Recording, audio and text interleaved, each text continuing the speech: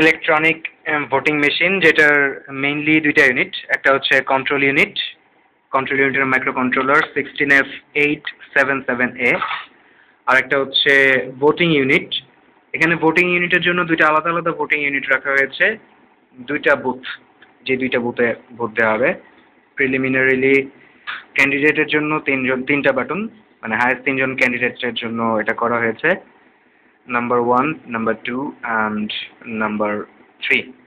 Similarly এটাও voting unit 2, voting unit 1, voting unit 2। এখানে দুইটা ইন্ডিকেটিং এলইডি রাখা হয়েছে।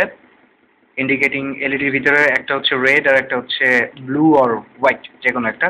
তো যখন বুথের ভিতরে ভোটার ঢুকবে, সে যদি দেখে যে রেড বাটন জ্বলছে, রেড এলইডিটা জ্বলছে, তখন সে ভোট দিতে পারবে না। রেড এলইডি মিন করে যে টোটাল ইউনিটটা এখন বিজি আছে, কোনো ভোট কাউন্ট হবে না।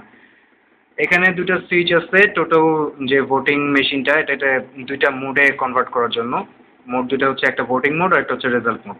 ভোটিং মোডের কাজ হচ্ছে যে বুথ দুইটাকে, এখানে দুইটা বুথ আছে, বুথ দুইটাকে অ্যাক্টিভেট করে এখান থেকে ভোট ইনপুট নেওয়া। আর রেজাল্ট মোডের কাজ হচ্ছে ভোটিং ইউনিট যে দুইটা, এই দুইটা ভোটিং ইউনিটকে বন্ধ করে দিয়ে জাস্ট কন্ট্রোল ইউনিটটাকে চালু রাখা এবং রেজাল্টটা শো করা 1 বাই 1। তিনজন ক্যান্ডিডেটের জন্য তিনটা বাটন রাখা হয়েছে এখানেও।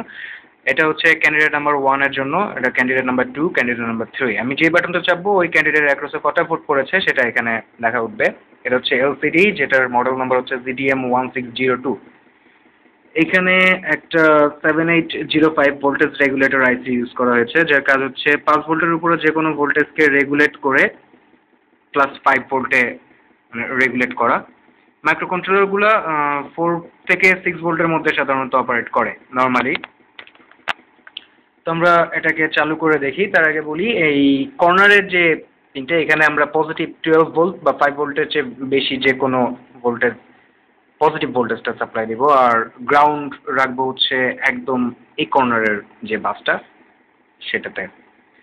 তো আমাদের এখানে পজিটিভ বাসে পজিটিভ 12 ভোল্টের ব্যাটারি থেকে পজিটিভ 12 ভোল্টের কানেকশন দেওয়া আছে এখানে। আর গ্রাউন্ডের বাসে গ্রাউন্ডটা লাগাই। দুটা রেড এলইডি জ্বলছে, আবার প্রথম থেকে দেখাই। ফার্স্টে লেখা হচ্ছে সিলেক্ট মোড। আমি মাইক্রো কন্ট্রোলারটা আবার রিসেট করে প্রথম থেকে দেখাই। ইভিএম চুয়েট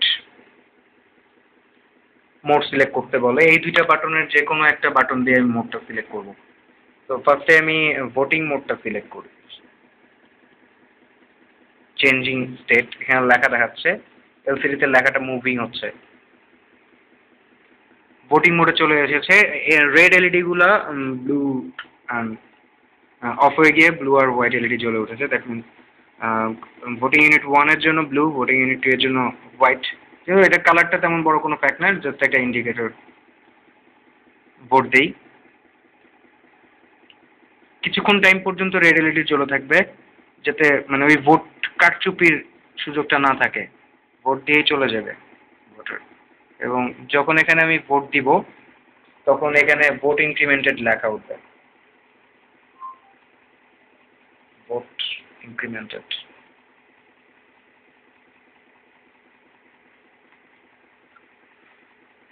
ওয়েল, আমরা মোটামুটি ভোটাভুটির পালা শেষ করলাম। আমরা মোডটা চেঞ্জ করে রেজাল্ট মোডে যাই। চেঞ্জিং স্টেট, রেজাল্ট মোডে চলে আসলো। এখানে রেড এলইডি জ্বলে গেছে। এখান থেকে আমি এখন যতই বাটন প্রেস করি না কেন, কোনো লাভ নেই, এখানে লাল বাতি জ্বলতেছে। আর এখানে দেখাচ্ছে রেজাল্ট মোড। আমি কোন বাটন চাপতেছি, কোন ক্যান্ডিডেটের অ্যাক্রসে, সেটার উপর ডিপেন্ড করবে যে কার ভোটটা দেখাবে। ক্যান্ডিডেট 1 এর ভোট কয়টা পড়েছে দেখি। ক্যান্ডিডেট 1 এর অ্যাক্রসে একটা ভোট, ক্যান্ডিডেট 2 এর অ্যাক্রসে 4টা ভোট, ক্যান্ডিডেট 3 এর অ্যাক্রসে একটা ভোট। এটা হচ্ছে রিসেট বাটন। আমি রিসেট বাটনটাতে যখন প্রেস করব, তখন টোটাল প্রোগ্রামটা আবার রিসেট হয়ে প্রথম থেকে রান করা শুরু করবে। EPM again select mode।